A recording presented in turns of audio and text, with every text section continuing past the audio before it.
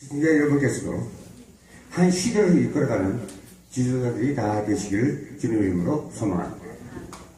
특히 시청자 여러분은 교회에 섬기는 사역자로서 어떻게 우리의 리더십을 향상시킬 것인가, 이건 매우 중요한 주제입니다. 그래서 이제 오늘날 다양한 리더십 이론과 모델들이 소개되고 있습니다. 하지만 교회의 지도자로서 우리가 따라야 할 유일하면서도 완벽한 모델이 있다면 그것은 바로 예수 그리스도이십니다. 우리가 여러 가지로 부족하고 모자라도 주님의 능력이 있다면 이 시대에 응답받는 사람으로 설 수가 있는 것입니다. 성경의 중요한 인물들이 바로 이런 눈을 가지고 있었습니다. 모세도 다니엘도 이 사람들이 가진 것이 시대를 앞서보는 눈이 있었고 사람들의 생각을 앞서보는 눈이 있었습니다. 거기에서 리더십이 나온 것입니다. 거기에서 영적 리더십과 함께 사람들을 움직이는 리더십이 나옵니다. 사람들의 생각을 앞질러 본다는 이것은 어마어마한 것입니다. 그래서 이런 부분을 하나님이 주셨다는 것을 다니엘서를 통해서 알 수가 있습니다. 하나님이 다니엘에게 세상 박사의 10배에 뛰어난 지혜를 주셨습니다. 그러니까 다니엘이 바벨론의 총리를 하는데 왕이 몇 번씩 봐도 총리는 안 바뀌었습니다. 지금 대통령 안에 국무총리가 두세 번씩 막 바뀌죠. 다니엘은 대통령이 바뀌겠는데 국무총리가 바뀌지 않았다는 사실입니다. 예수님이 보여준 리더십의 7가지 기초라는 주제로 예수님이 보여주신 리더십에 대해서 다시 한번 살펴보고자 합니다. 첫째, 자기 힘, 아이덴티피케이션이라고 해요. 리더로 우리는 자신이 누구인지를 알아야 됩니다. 역사상 위대한 지도자들은 자신의 강점과 약점을 잘 알고 있었습니다. 우리 모두 강점과 약점을 함께 가지고 있습니다. 리더로서 우리는 자신의 강점과 약점을 모두 인정할 줄 아는 솔직함이 필요합니다. 좋은 리더는 약점이 없는 리더가 아니라 자신이 할 수 있는 것과 없는 것을 분별할 줄 아는 리더입니다. 예수님께서는 18번이나 나는 무엇이라고 말씀하세요. 누구냐? 나는 인자이라고 해요. 나는 그리스도다. 4,000년 동안 기다리게 했던 바로 내가 예수가 그리스도라고 말합니다. 이를 통해 자신의 정체성을 분명히 하셨습니다. 예수는 다른 사람에게 그분에 대해서 무엇이라고 말하기 전에 자신이 누구인지를 분명히 하셨습니다. 하나님에게 있어 당신은 가장 귀중한 존재지만 당신의 시대에, 당신의 자리에 꼭 필요한 새로워진 리더임을 잊지 마십시오. 둘째는 명확합니다. 리더는 자신이 성취해야 할 일을 분명히 알아야 됩니다. 당신의 삶의 부르심이 당신을 리더로 세운 이유가 무엇인지를 알아야 합니다. 당신의 삶의 방향은 자신이 선택하는 것입니다. 시청자 여러분, 만약 지금 당신의 삶의 방향이 잘못되었다면 방향을 전환하십시오. 그 누구도 당신의 머리에 총을 겨누고 있지 않습니다. 예수님은 하나님의 소명이 어디 있는지 정확하게 알고 계셨습니다. 주님은 분명한 목표를 설정한 솔직한 리더였습니다. 요한복음 8장에서 예수님께서는 나는 내가 어디서 오며 어디로 가는 것을 알거니와 라고 말씀하셨습니다. 예수님은 정확한 목적을 가지고 계셨습니다. 세 번째, 동기입니다. 모티베이션이라고 얘기해요.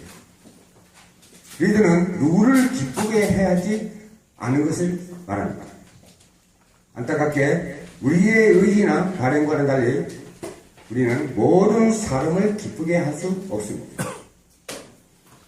우리 한 사람을 기쁘게 하면 다른 사람에게 실망을 남깁니다. 그렇다면 우리는 누구를 기쁘게 해야 할까요? 예수님은 한 사람의 청정을 위해서 사셨습니다. 그분의 모든 목적은 하늘에 계신 아버지를 기쁘게 하는 것이었습니다. 예수님은 요한복음 5장에서 나를 보내신 이의 뜻대로 하려고 한다. 예수님은 대중의 만족이나 지지를 얻으려고 하지 않았습니다. 단지 하나님을 기쁘게 하기 원했습니다. 이것이 바로 리더로서 우리가 공부해야 할 교훈입니다. 하나님의 생각, 하나님의 마음, 하나님의 의견 집중하지 바랍니다. 여러분에게 갈채를 보내는 사람이나 조롱하는 사람들에게 주의를 기울이지 마십시오. 오직 하나님만은 기쁘게 하는 사역을 하십시오. 네 번째, 협력입니다. 동력자와 함께 사역하십시오. 리더십은 혼자 있을 때 발휘하지 않습니다. 항상 팀이라는 상호 속에서 이루어지고 있는 것입니다. 그러면 리더십이란 무엇이겠습니까? 리더십은 영향력이고 누군가가 당신을 따르고 있는가 아닌가로 평가됩니다. 예수님은 팀 사역에 있어서 모범을 보셨습니다. 마가복음 3장 14절에 이에 12를 세우셨으니 이는 자기와 함께 있게 하고 또 보내사 전도도 하며 하고 말씀하셨습니다. 주님께서는 자신의 목표를 이루는데 다른 사람들의 협력을 허락하셨습니다. 만약 하나님께서 당신에게 사역을 위한 비전을 주셨다면 주님께서는 그 비전에 동참할 사람들을 함께 붙여 주실 것입니다.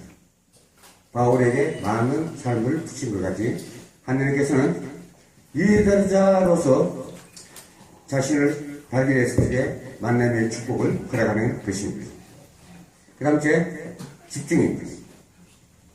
중요한 일에 기도로 집중하십시오. 삶은 중요한 것으로서 여러분의 관심을 빼앗고 흩어지게 하는 것들로 가득 차 있습니다. 때로는 좋은 것들로 인해서 우리의 주의는 흐트러집니다. 사단은 안 좋은 일로 당신의 삶을 어수선하게 만드는데 실패한다면 반드시 더 좋은 일들로 도전해 올 것입니다. 예수님은 집중력의 대가였습니다. 자신의 삶이 혼란스러운 것을 거부하였습니다. 누가복음 9장 51절에 예수께서 승천할 기약이 참에 예루살렘을 향하여 올라가기로 굳게 결심하시고 라고 말씀하셨습니다.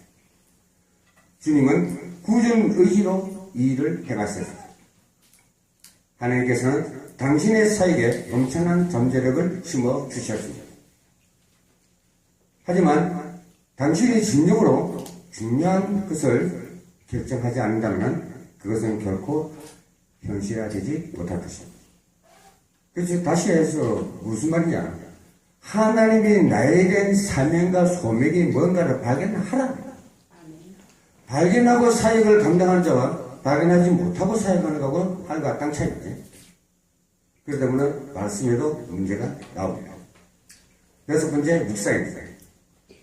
하나님께 귀 기울이십시오. 하나님의 음성을 경청하는 것을 여러분의 삶의 습관으로 만드십시오. 예수께서는 그렇게 하셨습니다. 기도는 주님의 삶에 있어서 규칙적인 한 부분이었습니다. 마가복음 1장 35절은 새벽 아직도 밝기 전에 예수께서 일어나 나가 한적한 곳을 가사 거기서 기도하시더니 당신에게 홀로 잠잠히 하나님의 음성을 듣는 시간이 필요합니다. 일곱 번째, 휴식입니다. 재충전할 시간을 가지십시오. 리더십은 우리의 힘을 고갈시키는 일입니다. 이것은 정말 힘든 일입니다. 예수님께서는 자신의 제자들에게 휴식을 취할 것을 공부하셨습니다. 예수님께서는 제자들이 아주 힘든 사역을 했고 그래서 그들이 지쳐있다는 것을 아셨습니다. 그래서 주님께서는 제자들에게 한적한 곳에서 휴식을 취할 것을 명했습니다. 오직하면 하나님께서는 이 시대에 관원이 없다고 얘기했습니다. 정치, 경제, 문화, 사회 전반에 걸쳐서 한국 교회에 걸쳐서 정말 하나님의 계획을 발견하고 하늘 역사에 동참하고자 하는 지도자가 나온다면 우리 한국 교회도 변할 것이고 세계 교회도 변할 것입니다. 그렇기 때문에 지금부터 시청자 여러분께서는 리더자가 되고자 할 때는 하나님의 계획을 발견하십시오. 하나님이 인도하시고 동행하는 삶을 살 때 올바른 지도자로서 따라오너라 할 수가 있을 것입니다. 잠언서 11장 14절은 이렇게 말합니다. 지략이 없으면 백성이 많아도 지략이 많으면 평안을 누리리라. 현명한 리더십이 없다면 그 리더를 따르는 사람을 어려움에 처하게 한다는 것입니다. 이것은 삶의 모든 영역에서 지위입니다. 현명한 리더십은 없이는 여러분의 교회에 어려움에 처할 것입니다. 예수님께 리더십을 배우십시오. 우리에게는 더 나은 인도자가 없다는 것을 명심하십시오. 시청자 여러분, 전 공동체에서 전문성 있는 리더십으로 세상을 리드하는 지혜와 명철함이 있기를 예수 그리스도의 이름으로 부탁드리겠습니다. 아멘. 감사합니다.